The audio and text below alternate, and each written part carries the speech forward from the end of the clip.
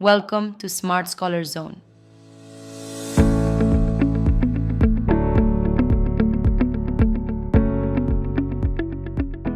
Today, we're learning about interest and interest rates. These concepts affect everyone, whether you're saving money in the bank, borrowing from the bank, or even borrowing from a loan shark in your community. For example, many South Africans know that loan sharks often charge 30 Rand for every 100 Rand borrowed. That means if you borrow 100 Rand today, you must pay back 130 Rand. This is interest, and we'll see how to describe it in proper mathematical terms. Interest simply means extra money. If you save money in the bank, you earn interest. If you borrow money, you are charged interest. Using our loan shark example, if you borrow 100 Rand, you are charged 30 Rand as interest. That's a fee. But if you invest 100 Rand in the bank, maybe they give you 5 Rand interest as a reward. Interest rate is simply the percentage that tells us how much extra we pay or earn. For the loan shark, if you borrow 100 Rand and pay back 130 Rand, the interest rate is 30%. Because the interest is 30 Rand and the original loan was 100 Rand. So interest rate equals 30% per month. If the bank charges you 10% per year, that means you'll pay 10 Rand interest on every 100 Rand borrowed in a year. Example 1. An amount of 500 Rand is invested at 1.3% per annum interest.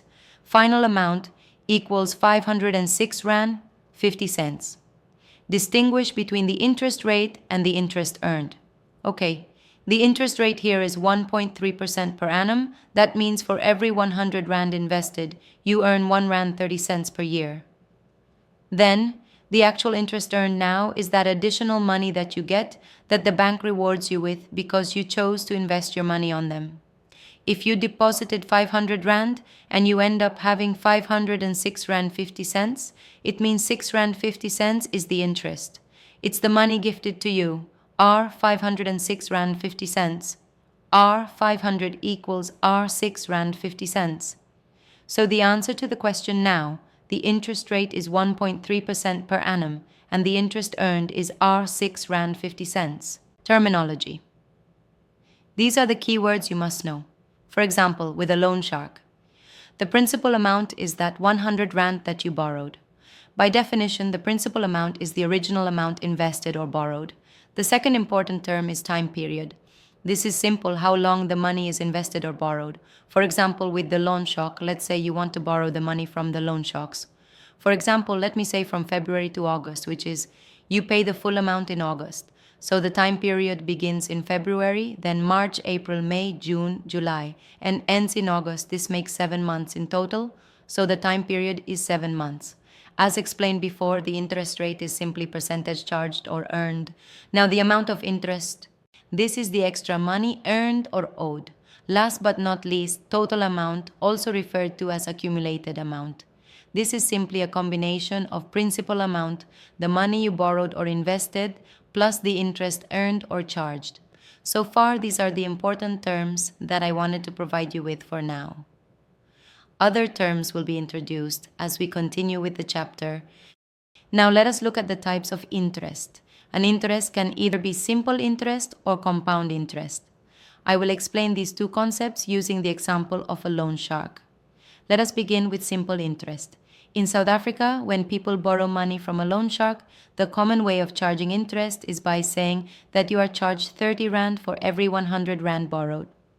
We already worked this out before, and we found that this means the interest rate is 30%. So if you borrow 100 Rand, the interest is 30% of that 100 Rand, which gives us 30 Rand. Now, with simple interest, the interest is always calculated from the original principal amount throughout the time period. In our example, the principal is 100 Rand. So let us see how the loan grows month by month. In February, the amount will be the principal of 100 Rand plus the 30 Rand interest, giving us 130 Rand. In March, we calculate the interest again as 30% of the original 100 Rand, which is still 30 Rand. So we add another 30 Rand to the previous total, making the amount 160 Rand.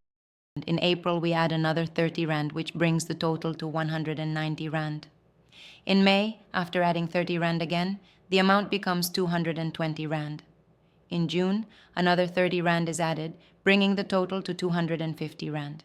In July, we add another 30 Rand, which makes the total 280 Rand. Finally, in August, which is the last month of our example, we add the final 30 Rand. That gives us a total of 310 Rand. So after 7 months, starting with 100 Rand borrowed, the total amount you would have to pay back under simple interest is 310 Rand.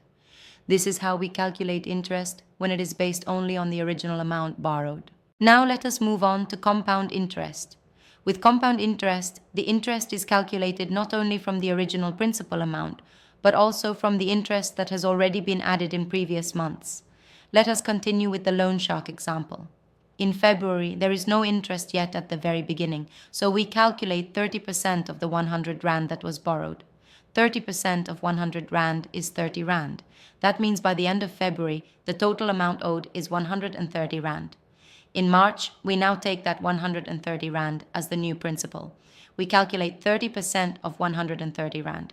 In words, I say 30% of 130 Rand, and in mathematical form, that means 30 out of 100 multiplied by 130.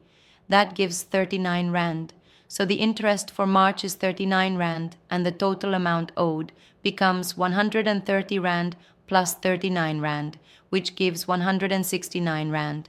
In April, we now calculate the interest as 30% of 169 Rand. That means 30 out of 100 multiplied by 169, which gives 50 Rand and 70 cents. So the total amount at the end of April will be 169 Rand plus 50 Rand and 70 cents, which comes to 219 Rand and 70 cents. In May, we again calculate the interest as 30% of 219 Rand and 70 cents. That is 30 out of 100 multiplied by 219 Rand and 70 cents, which gives 65 Rand and 91 cents. So the interest for May is 65 Rand and 91 cents, and the total amount at the end of May becomes 219 Rand and 70 cents plus 65 Rand and 91 cents. I think by now you can see the idea. With compound interest, the interest is always calculated on the total amount that is already in the account, which means it grows faster compared to simple interest.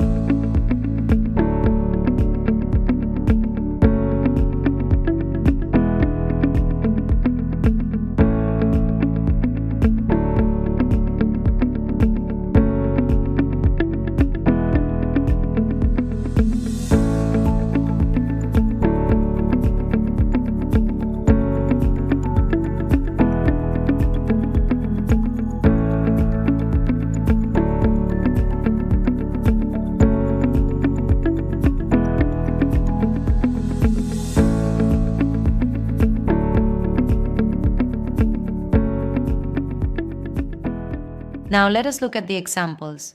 Suppose 1,000 Rand is deposited into a savings account.